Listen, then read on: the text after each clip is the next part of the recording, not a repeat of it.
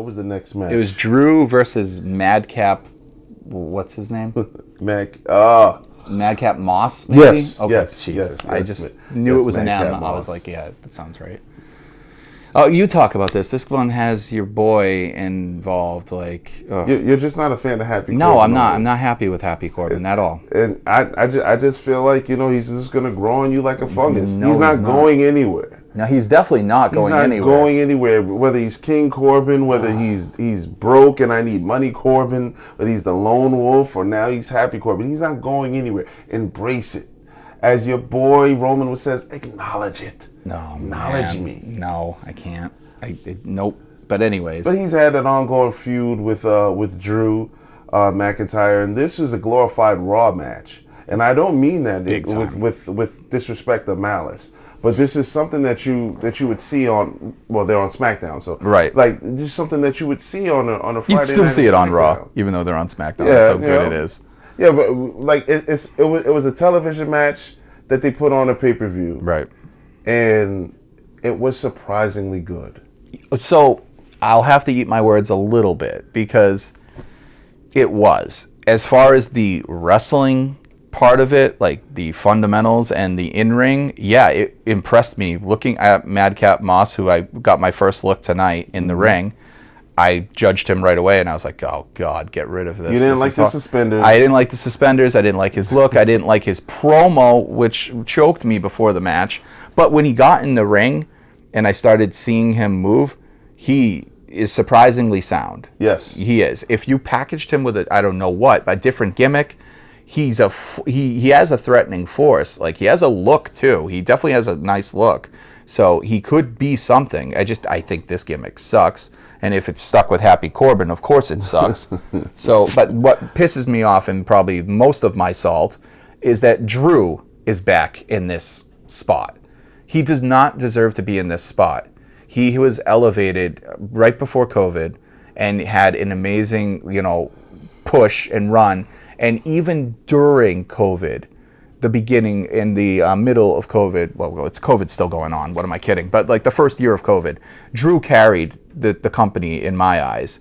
Now, were they all fantastic feuds? No, but he did the best he could, and he really kept that level where Kofi should be at. Kofi should not be demoted to a mid-carder. He should be at main event status now, and so should Drew. They've reached that level that they don't deserve to be pushed down in these ridiculous feuds. They're just terrible. What we try to do here at Smart Take Revolution is we try to talk about the match and talk around the match. Yep. Like every now and then, like especially if it's a title match or sometimes when it's not, like we don't necessarily really get into the finishes of them. No. This one I will say, there was no question that Drew McIntyre was going to win. Yeah, none. I like Madcap Moss. He said, I think we really got a chance to see him being showcased properly. Yeah. And what I think this match did for him was expose his abilities to the world. And I think what it did for Drew, if Drew is ranked overall as an 8, he had to be bumped up to an 8.5 or a 9. Yep. Drew is a really, really, really good worker. And this is the first time I've watched the Drew McIntyre match and thought that to myself and acknowledged it. Drew is really good. I've always been a fan of his size and the character. Right. But tonight I said, he can really work. Oh, he's a great worker. I was telling you, Drew McIntyre, I remember I was at one of the very first SmackDowns that he debuted. I think I was at the SmackDown where McMahon came out and called him the Chosen One. But I was impressed with him. But he didn't go very far. He was pushed. He had the Randy Orton effect. Like, I'm going to get a little tangential here like we do. He had the Randy Orton effect his first run. He was getting pushed. He was getting all the favors. He was getting the world, and he couldn't handle it. He wasn't mature enough to handle it. He did a lot of backstage crap. He wasn't producing in the ring when it came time to back up what they were pushing, and he ended up losing and going away. That was the very best thing for Drew McIntyre, going away. He came back and got repackaged with 3MB, if I recall. Mm-hmm. And I hated the gimmick. It was god-awful. But he was... did too. Yeah, he did. But out of that gimmick was born something. The Claymore kick, when he split his pants, when he was trying to throw a big boot up in a match on Raw, he accidentally threw his leg too high and split his pants. So that became the Claymore kick. He said, well, instead of just keeping one foot planted and the other foot like Kevin Nash, he said, I'm just going to throw my knee up in the air with it and go with the momentum, like Brian's Busaki knee or whatever the hell it is. So that happened, but then he got let go. I think Jinder was gone at that point too, but he got let go and he went to TNA Impact, because I forget which one they were called. So, but he did the best work of his career on the Indies and in TNA. He worked with Lashley. He worked with Angle. He worked with, I think, Samoa Joe, maybe. He worked with so many good veterans that they honed him. And he bulked up. He got healthier. He got smarter. He got humbler. And he came back. And the watch of Drew McIntyre to rise to be WWE champion has been joyful, because it shows that a guy who was down and out and worked really hard, he had all the tools, but he had to earn it. And he didn't expect to earn it, but he did. And he went and he was happy. So to see him at this position just kills me. But they've been booking him like this. It was like once he lost the title, they don't know what the hell to do with him. They don't want to keep him in the hunt for some weird reason, because it must mean that like he might recapture it or something. I don't know.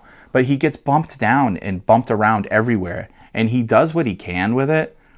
But it's not great. Like I think he has an amazing look. He's an amazing size.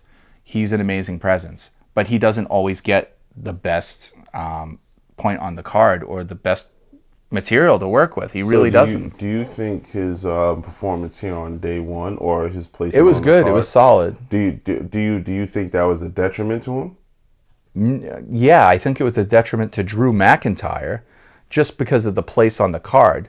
Because what Madcap Moss, you said it. He's going to bring eyes. He brought my eye. It was my first time, and I said, okay. Besides the gimmick, I really like the way this guy wrestles. He is a talent, and I'm sure many other people in the crowd and people at home and other promoters are going to realize that too. But for Drew, this does nothing for him. And he could have went out there and phoned it in. He really could have. Because, I mean, Jesus, it was terrible placement. But he didn't. He gave you a good match because it was good enough to get your notice. Of course. What did you rate it? I rated it just because I expect better. I rated it a 1.5 because it just didn't do anything for me. You rated it a 2. I did. Yeah. I did. I think I rated it higher because it exceeded any expectation I had for it. Yeah. So if I'm caught off guard like that, where it exceeds, I think it deserves the praise, and I think it deserves to be elevated above average. So I gave it the extra half count that you didn't, because they overachieved. It was like, you went there expecting copper, and I got gold. So I was happy. Oh, that's a good analogy. No, yeah, I agree with that, but like I'm looking at this card, and if you take that match off, it would have been a leaner, sleeker card that would have made more sense on paper. Like this was just it was the filler material. It was. I'll give you that. Yes, it was the piss break match. But if you wind up taking a piss break, damn, did you miss the potential? Exactly, I agree. But I stand by my 1.5 just because I know he's done so much better, and we'll get more out of him.